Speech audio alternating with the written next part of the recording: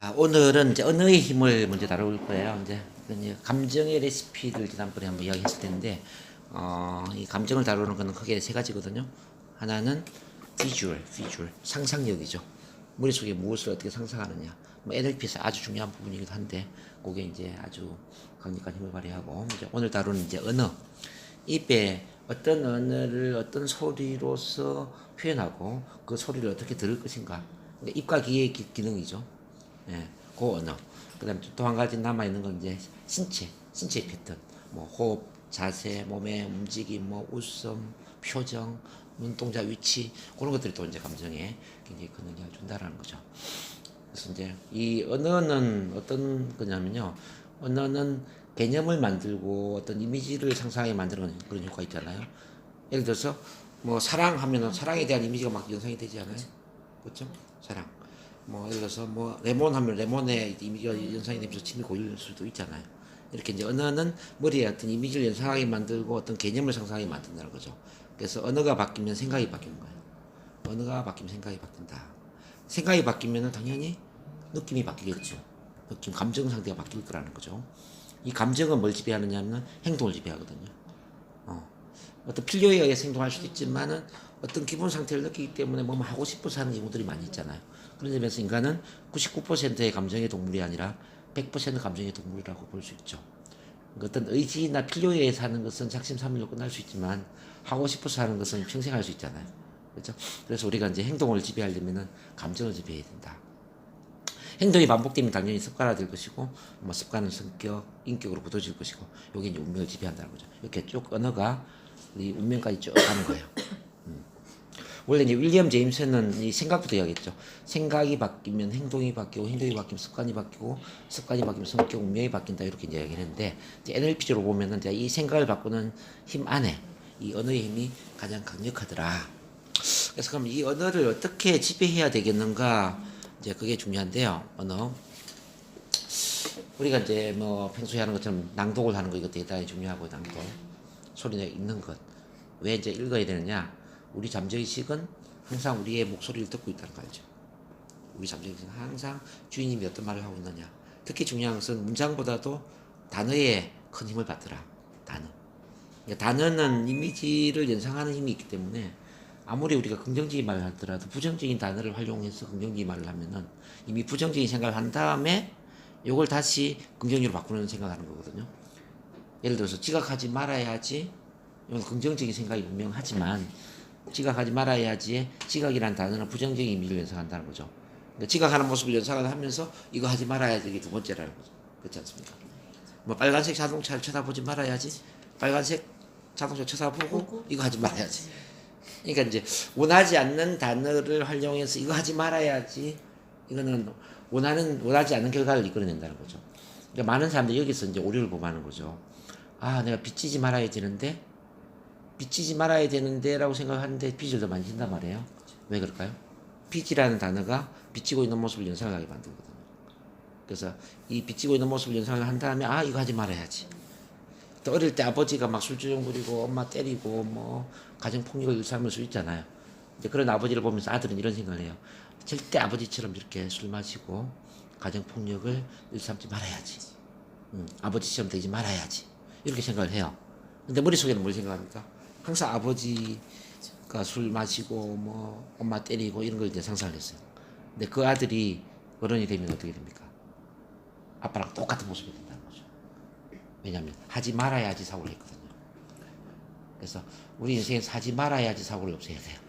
하지 말아야지가 아니라 뭐 해야 돼요? 해야지. 어떤 건 해야지. 그러니까 하지 말아야지는 문제 중심의 사고가 되고 해야지는 원하는 중심의 사고다. 미치지 말아야지는 자 문제 중심, 자 부자가 돼야지 이거는 원하는 중심이다. 살을 빼야지 이거는 살을 찌게 만드는 문제 중심이라면은 날씬한 사람이 돼야지 이거는 이제 원하는 중심이다. 그래서 이제 단어 자체를 긍정의 단어를 사용하는 게 굉장히 중요하다는 거죠. 그래서 우리 잠재의식은 문장보다 단어에 더 민감하게 반응을 한다. 요걸 이제 1차적으로 이해를 해야 돼요. 그럼 내가 평소에 사용하는 그 말 중에 부정적인 단어가 뭐가 있는가를 한번 쭉 보시고 그 부정적인 단어를 다 없애야 돼요. 모든 단어를 긍정의 단어로 바꿔라. 그게 첫 번째 원칙. 두 번째는 뭐냐면은 두 번째는 1인칭 현재형 긍정적인 말, 1인칭 현재형 긍정문의 형태로 내가 원하는 것을 이야기하는 연습을 해야 된다. 자, 무슨 이야기냐면은 자, 뿌리 생각이라는 게 있어요. 뿌리 생각.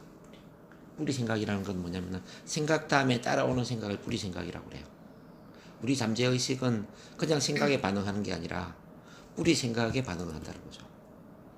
자, 예를 들어서 나는 부자가 되고 싶어. 부자가 되고 싶어. 이건 분명히 긍정적인 말 같죠. 근데 부자가 되고 싶어 다음에 어떤 말이 따라오냐면 어떤 생각이 따라오냐면 나는 지금은 부자가 아니야. 이거예요.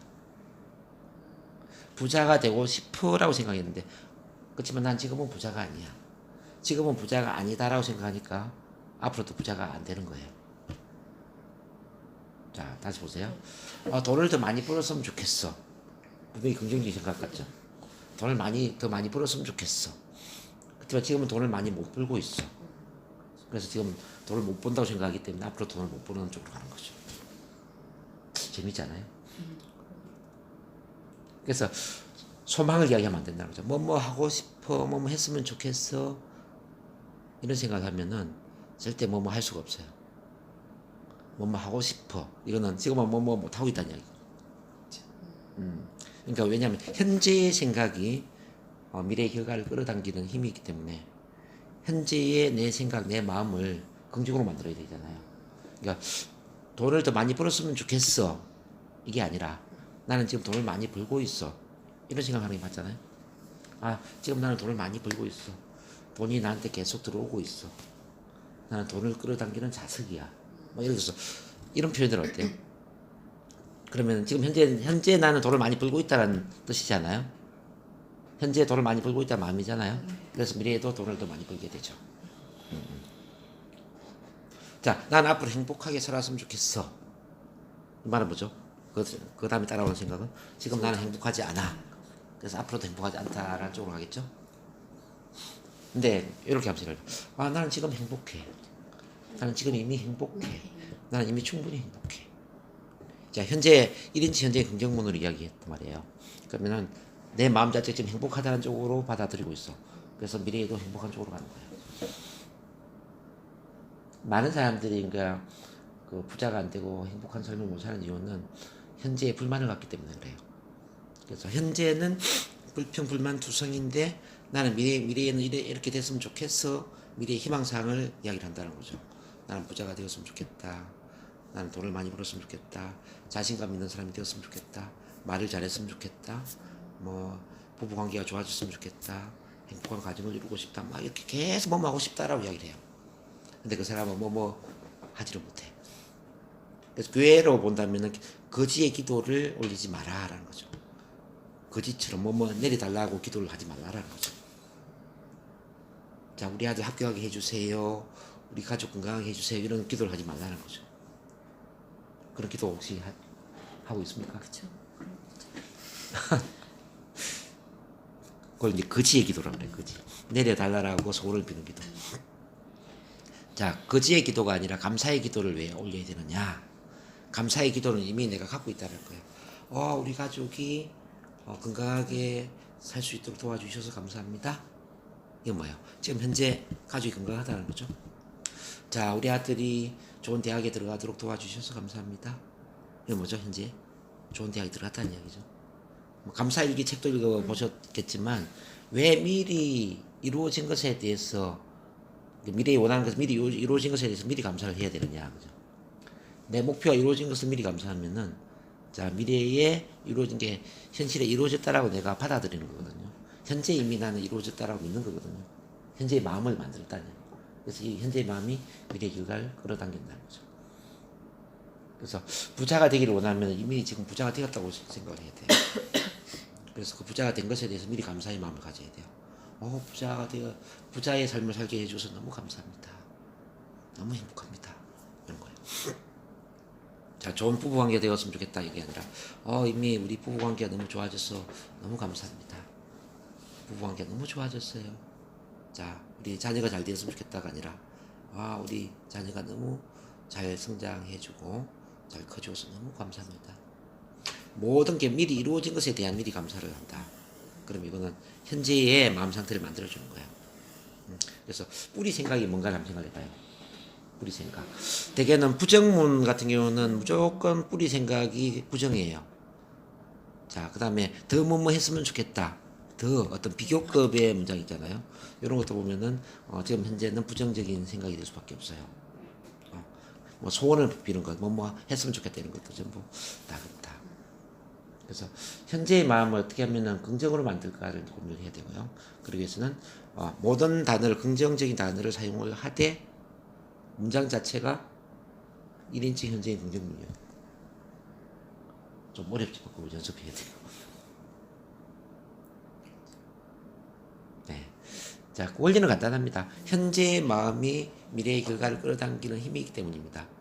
현재의 마음의 파동이 우주의 파동과 연결되고 이 우주의 파동이 미래의 현실을 끌어당길 수 있기 때문입니다. 그래서 미래에 행복하기를 원한다면 지금 현재의 마음을 행복한 마음으로 만들어야 되고요. 미래의 부자가 되기를 원하면 지금 현재 부자가 되었다고 믿어야 되고요. 내가 미래에 자신감 있는 사람이 되기를 원하면 이미 자신감 있는 사람이라고 믿어야 됩니다. 정체성 자체에 나는 뭐뭐이다라고 믿어야 됩니다. 그래서 우주의 에너지와 가장 잘 연결될 수 있는 그런 표현, 나는 뭐뭐이다예요. 나는 뭐뭐이다. 영어로 표현하면 I am, 나는 뭐뭐이다. 이 정체성 차원의 1인칭 현재의 긍정문을 자주 표현을 하는 거죠. 그 말을 할 때도 있잖아요. 자신감 있는 사람이 되고 싶은 김난희입니다. 이게 아니고요. 자, 자신감이 넘치는 크리움은 김난희입니다. 이렇게 현재 된 것으로 표현하는 거죠. 자, 부자가 되고 싶은 누구가 아니라, 자, 부자, 몸과 마음이 자, 풍요로운 행복한 부자 누구입니다. 이렇게 이제 자기를 현재 이미 이루어지는 사람으로 표현하는 거죠. 강력한 어떤 명사를 활용해서, 강력한 명사라는 것은 이제 행복한 부자 이런 건 명사잖아요. 부유해지다 이건 동사잖아요. 부유해지다에서 부자는 명사가 되는 거지. 그러니까 명사화라는 건 뭐냐면은 원래는 동사나 형용사나 이 과정에 다는데 요게 명사로 바뀌는 거예요. 사랑하다에서 사랑, 부자가 되다 해서 부유해지다 해서 부자, 행복해지다 해서 행복 뭐 이런 거. 그래서 이제 자기를 명사화로 표현하는 게 중요하지. 자, 자신감이 넘치는 자, 부자 컨설턴트 김난희입니다. 뭐 이런 거. 자, 사람들에게 행복한 부자가 되도록 도움을 주고 있는 행복한 부자 컨설턴트 누구입니다. 자기를 이제 그렇게 긍정적인 사람으로 표현을 하는 거죠. 그렇게 하면 이제 잠재의식이 그 이야기를 계속 듣고 있다가, 야, 우리 주인님이 행복한 부자라고 이야기하네. 우리 주인님이 행복하다고 이야기하네. 우리 주인님이 자신감이 넘치는 명강사라고 이야기하네. 주인님이 그렇다면은 그렇게 행동을 해야 되잖아. 그래서 그 정체성에 맞게 행동을 하도록 도와줘요. 행복한 부자라고 이야기를 하기 때문에 부자가 되도록 막 도와주고, 자신감이 넘치는 명강사라고 막 표현하니까 자신감이 넘치는 가기를 잘하도록 막 도와주는 거야. 이렇게 인간은 정체성에 맞는 행동을 할 수밖에 없거든요. 그걸 일관성의 욕구라고 그래요. 일관성의 욕구. 그러니까 정체성 자체가 바뀌어버리면 나머지 행동은 그냥 따라오는 거예요. 그러니까 정체성에 대해서는 뒤에서 다시 한번 이야기를 하겠지만은, 요걸 가장 잘 활용한 사람들이 그 6.25 사변 때 중공군들이에요. 중공군들이 이제 미국의 포로를 잡잖아요. 미군의 포로를 잡잖아요. 이 포로를 절대 구타하고 이렇게 고문을 안 했어요. 어떻게 하냐면 아주 영숭하게 대접을 하면서, 그러면서 하루에 한 2편씩 영화를 보게 만들었어요. 한 편은 자본주의 사회에 가장 문제 있는 병폐, 하나는 사회주의의 아주 좋은 점. 이걸 이제 두 개를 보고 영화에 대한 감상문을 쓰게 만드는 거예요. 마지막에 사인하게 만들고. 그러면서 강도를 조금 높여가는 거지. 일주일쯤 지냈을 때는 자본주의에 더 문제가 되는 영화, 그다음 사회주의에 더 좋은 영화 쭉 가서 한 6개월 정도 되잖아요. 그러니까 자본주의가 아주 나쁘고 사회주의가 아주 좋다라는 그런 극단적인 이제 그런 영화를 보게 만들고, 마지막에 사인을 어떻게 하냐. 나는 자본주의보다는 사회주의가 좋다. 나는 사회주의자이다. 뭐 이렇게 사인을 하게 만들고, 그 내용을 그리고 많은 사람들 앞에 발표하게 만드는 거예요. 영화에 대한 감상을. 한 100명, 200명 앞에서 막 마이크 들고 내가 영화를 봤는데 자본주의가 이렇게 문제인 줄 몰랐다고. 이 사회주의가 이렇게 참 너무 멋진 제도라는 나는 이번에 다시 깨달았다고. 그러면 마지막에 구호를 외치게 한 거죠. 나는 사회주의자입니다. 막 이렇게. 그리고 나서 풀어주는 거예요. 이제 당신 마음대로 그 고향으로 돌아가도 좋아요. 뭐 이게 남고 싶으면 남고 뭐 돌아가고 싶으면 돌아가세요. 뭐 이렇게 자유롭게 풀어주는데 그 프로가 어떻게 될까요? 예. 자, 그대로 스파이가 되더라는 이야기입니다.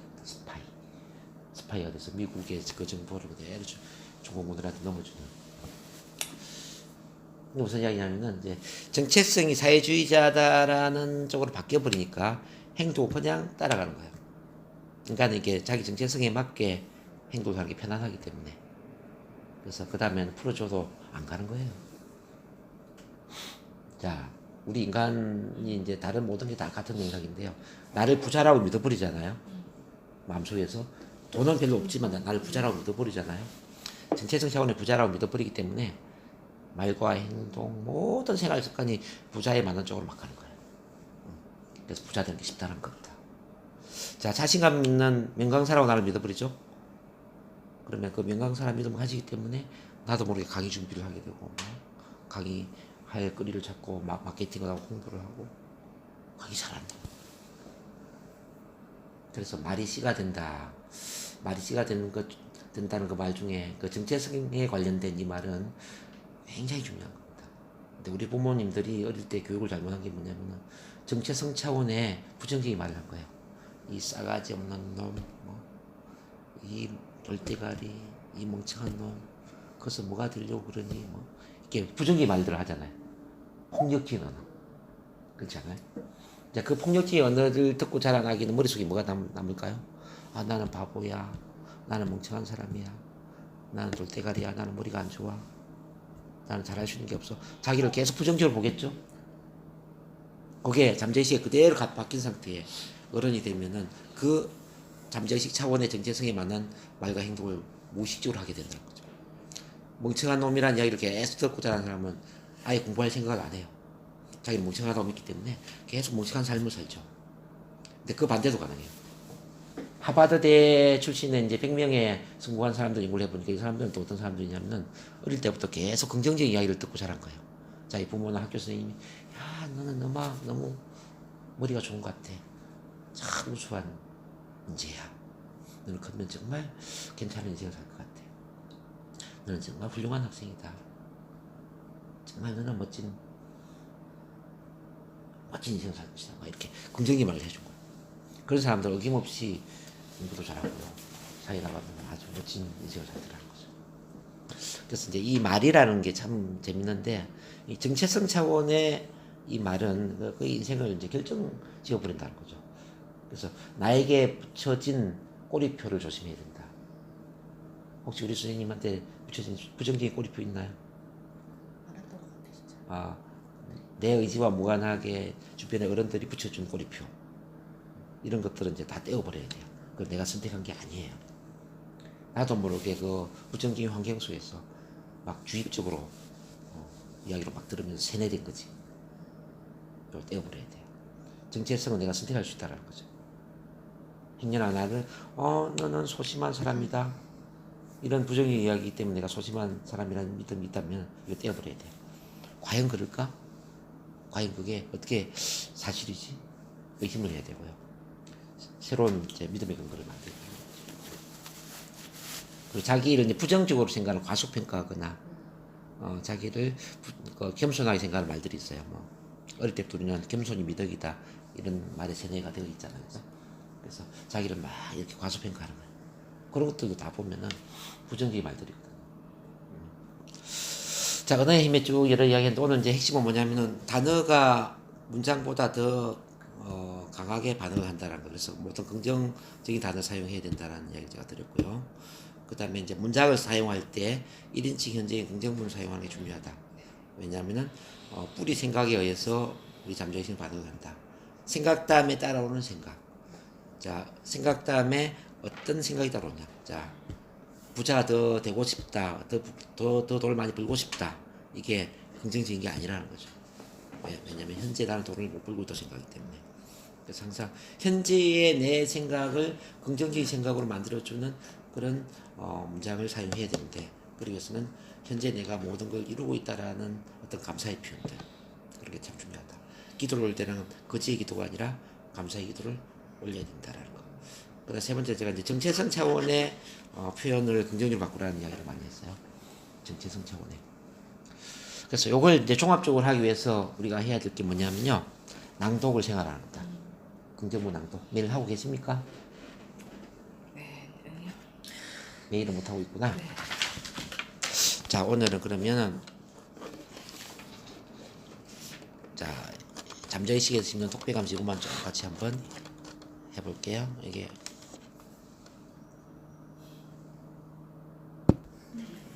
이제 왜 중요하냐면 우리 신체의 근육과 감정의 근육이 연결돼 있어요. 신체의 근육과 예를 들어서 이제 큰 목소리는 자신감과 연결되는 거예요. 그다음 긴 호흡은 또 편안함과 연결되는 거죠. 뭐 액션, 오버 액션은 또 열정과 연결되는 거죠. 이렇게 이제 신체의 각 기능들이 우리 감정과 다 연결되어 있습니다. 그래서 이제 당당한 자세는 당당함을 부른다 이런 이야기 들어보셨죠? 그러니까 자세가 기분을 지배한다는 거죠. 그래서 어깨를 쭉 펴고 당당하게 걷는 것만 가지고도 당당한 기분을 느낄 수가 있다. 근데 우울증 환자들 같은 경우는 어깨를 쫙 움츠리잖아요. 그죠? 그래서 이제 자세를 바로 하는 게 참 중요하다. 그 다음에 이제 표정 이런 거 중요해요. 의도적으로 좀 밝은 표정하고요. 눈꼬리를 좀 올리고 막 눈을 반짝반짝 빛나게 만드는 거예요. 그럼 기분이 좀 좋아지지 않아요? 눈동자 위치도 보면 나중에 이제 배우겠지만은 눈동자 위로 간다라는 이야기는 어떤 미래의 희망을 바라본다는 거예요. 그래서 내가 꿈과 비전을 보고 싶다 그러면 눈동자 위로 해서 멀리 바라보세요. 멀리. 먼 산, 먼 곳을 바라보는 거예요. 자, 위로 올라가는 것만 해도 기분이 상쾌해지고 비전이 아마 머리에 그려질 거예요. 근데 내가 우울증에 빠지고 싶다 그러면은 눈 아래로 그대로 가는 거예요. 눈동자 아래로 가잖아요. 기분이 좀 처지죠. 자, 눈동자 아래로 간다는 이야기는 느낌에 집중이 된다는 이야기고, 위로 간다는 것은 이미지에 집중이 된다는 거죠. 눈동자 옆으로 간다는 것은 소리에 집중이 되고, 이렇게 자세는 어떻게 이제 배우도록 해요. 그렇게 이제 눈동자 위치도 중요하고, 그 다음에 이제 그 웃음, 아까 이제 웃었는데 행복해서 웃는 사람도 있고, 뭐 웃으니까 행복한 사람도 있잖아요. 어느 쪽이 더 적극적일까요? 웃어서 행복한 사람이 더 적극적이죠. 그래서 이제 특히 이제 이 웃음의 효과는 이미 증명이 된 건데, 15초를 웃으면은 이틀 수명이 길어진다는 거죠. 웃으면 NK 세포를 활성화시키고 엔돌핀을 돌게 만들고 기분 좋은 호르몬을 만들어내는 거죠. 그래서 암 환자도 이제 웃음을 통해서 치료된 경우가 굉장히 많이 있어요. 어쨌든 웃음 발성, 뭐 어떤 몸 동작, 그리고 이제 눈동자 위치, 뭐 호흡, 그런 것들이 이제 잘 응용이 된다면은 우리는 순간적으로 기분을 아주 좋게 만들 수가 있겠죠. 네, 운명예측 같은 경우는 이제 그런 걸 종합적으로 제가 만들어 놓은 건데, 그러니까 긍정문을 큰 소리로 외치면서 약간 주먹도 불끈 쥐고 오버 액션을 함으로써 순간적으로 기분을 좋게 만들고 자신감을 키워주는 거죠. 그래서 평소에 이제 이런 걸 크게 한번 외쳐주는 거 좋을 것 같아요. 출근했을 때 독배감시 한번 읽고 운명예찬을 한 사람씩 돌아가면서 한번 외치는 거지. 하루가 좀 알찬 하루가 되겠죠.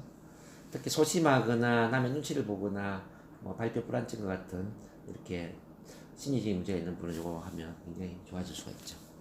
그래서 신체를 변화시키면서 우리 감정을 지배할 수 있다. 그런 점에서 이제 웃음 치료사라든지 뭐 어떤 건강 체조 전문가들 이런 분들도 상당히 이제 변화를 잘 이끌어내는 분이라고 볼 수 있고, 그 외에 좀 작은 동작이지만 뭐 태극권이라든지 요가라든지 그런 것도 이제 또 감정을 변화시키는 좋은 도구가 될 수 있겠죠.